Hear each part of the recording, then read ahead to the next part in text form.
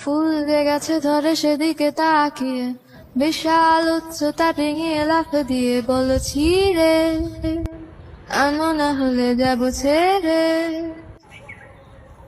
কোনো সাদা সারা দরজার হাতল চেপে খট করে মুচড়ে দিয়ে আমাকে দেখে বলে যাবে, নাকি নিয়ে যাবো তাকে সাথে।